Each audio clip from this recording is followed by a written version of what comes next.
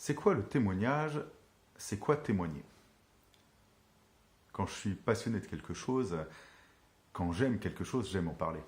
Un plat, une équipe de foot, un paysage que j'ai rencontré, un pays que j'ai visité, ou même quelqu'un que j'ai rencontré et avec qui j'ai partagé un moment intense. Ou lorsque tout à coup je suis pris d'une conviction profonde par rapport à l'écologie, par rapport à l'alimentation, par rapport même à des positions politiques. Je pense que chacun d'entre nous, nous connaissons des gens, ou nous-mêmes, lorsque nous sommes touchés en profondeur par quelque chose à l'intérieur de nous-mêmes qui vient bouleverser notre manière de voir, de penser, d'appréhender, simplement même dans nos émotions, dans notre ressenti, nous aimons apporter ce témoignage.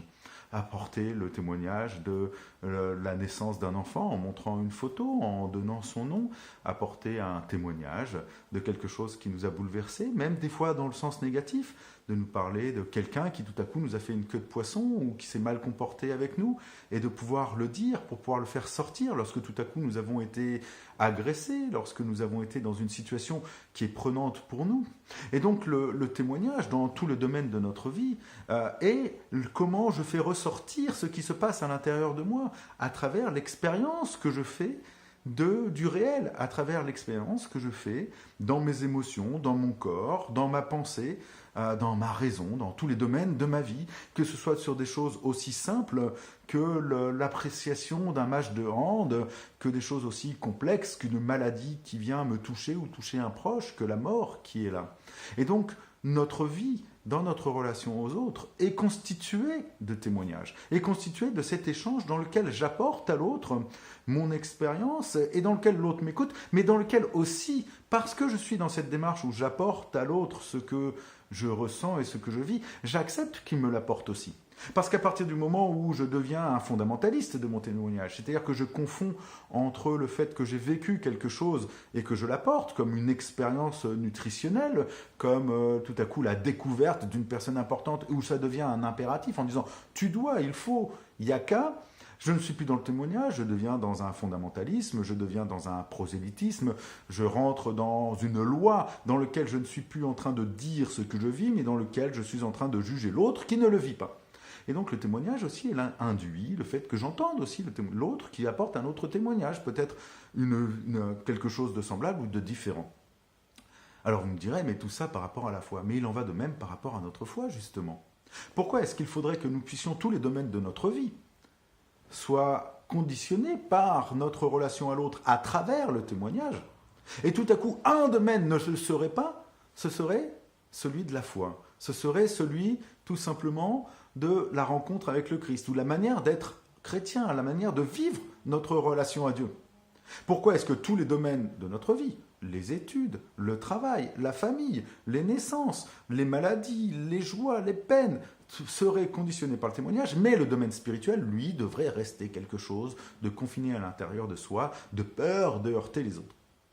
Ce qui heurte les autres, ce n'est pas le témoignage de notre foi, ce n'est pas le témoignage de ce que Jésus-Christ a fait en nous, ce n'est pas le témoignage de la manière dont j'ai à vivre ma foi protestante ou ma foi telle qu'elle est.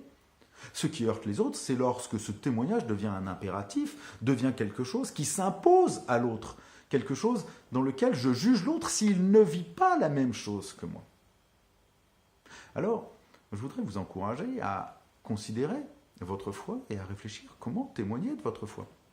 Comment témoigner de la lecture biblique que vous avez faite, comment témoigner de ce que ça change dans votre vie que d'être chrétien ou pas chrétien, d'être protestant ou pas protestant, d'être évangélique ou pas évangélique. Qu'est-ce que ça change dans votre vie? Positif, négatif? Qu'est-ce que ça a amené? Mais non pas pour juger l'autre qui le vit ou ne le vit pas de la même manière que vous, mais tout simplement pour pouvoir vous dire aussi aux autres, de la même manière, de pouvoir écouter de leur part ce qu'eux vivent. Et pour terminer simplement sur cette question du témoignage, j'aimerais simplement vous sensibiliser sur le fait que nul d'entre nous ne voit toutes les facettes de la réalité qui nous entoure. Et encore moins nul d'entre nous, aussi bons soyons-nous et aussi exégètes soyons-nous, ne pouvons-nous voir toutes les facettes de Dieu. Mais connaître plus de facettes de Dieu, et connaître plus de Dieu, c'est aussi être dans l'écoute de ce que Dieu fait à travers les autres, et pas que à travers moi, et donc être dans l'écoute aussi du témoignage de l'autre. Et plus je vais apporter aux autres ce qui est mon témoignage de ma relation à Dieu et entendre aussi de l'autre ce qui est son témoignage, plus je vais découvrir toutes les facettes de la grâce. Car la grâce ne peut pas se limiter simplement à mon expérience de Dieu, même si elle en est importante. Elle est bien plus même que la somme de toutes nos expériences.